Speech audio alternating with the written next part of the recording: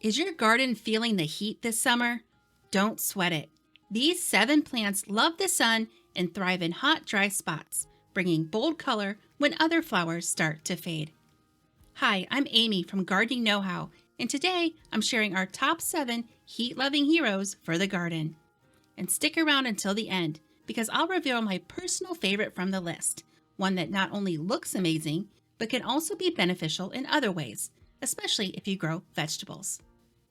First up is the butterfly weed. This tough native perennial loves the heat. It's not bothered one bit by scorching sun, high humidity, or dry soil. In fact, it thrives in it, blooming on and off all summer long with vibrant, fiery orange flower clusters. And it's not just pretty.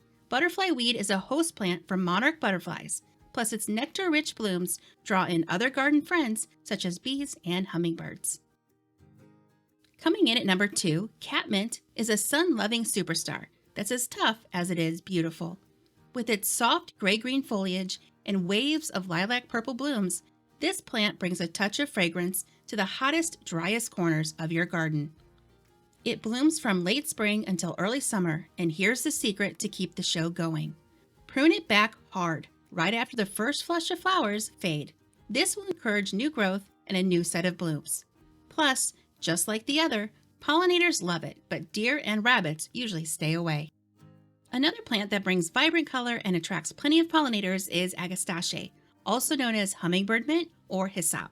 This U.S. native produces tall, airy flower spikes in a rainbow of shades, each one packed with nectar that beneficial insects can't resist. It blooms throughout most of the summer, staying strong even when the heat is relentless and rainfall is scarce. Just be sure to plant this one in well-drained soil, especially for winter, since it doesn't tolerate wet feet. Number 4 on our list is the coneflower. This is by far one of the most popular flowering perennials, and for good reason.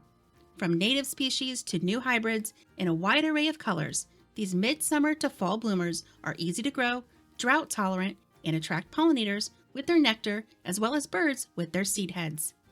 These flowers don't fade when the heat is on. In fact, they shine brighter, bringing fresh color to the landscape. Yarrow is another low-maintenance perennial for hot, dry spots. Even though it may look delicate, this one is as tough as they come. The colorful, flat-topped blooms on tall, upright stems stand out beautifully in the garden. They're also a great choice for fresh-cut or dried floral arrangements, attracting bees and butterflies while resisting deer and rabbits, making them a versatile pick for any gardener.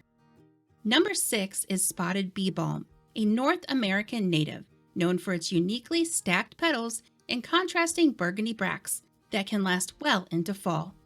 Unlike other bee balms with their bold colors, this eccentric beauty stands out in its own way. It's drought-tolerant, thrives in full sun, and like its cousins, it attracts hummingbirds and butterflies. Last but not least, number 7, one of my all-time favorite perennials, Allium. While they're in the same family, these aren't the large spring-blooming alliums you see alongside tulips in the spring. Instead, these clumping perennials grow 10 to 20 inches tall and put on a late summer show with hundreds of purple, lollipop-like flowers. The variety I'm showing here is called Millennium, but others like Lavender Bubbles and Serendipity are also just as stunning. What makes these a personal favorite is not only their vibrant late summer color, but also the sheer number of pollinators they attract. I've never seen more per square inch on any other plant. I've started planting them near my vegetable garden to encourage pollinators to stop by and help transfer pollen, which hopefully keeps my harvests going longer.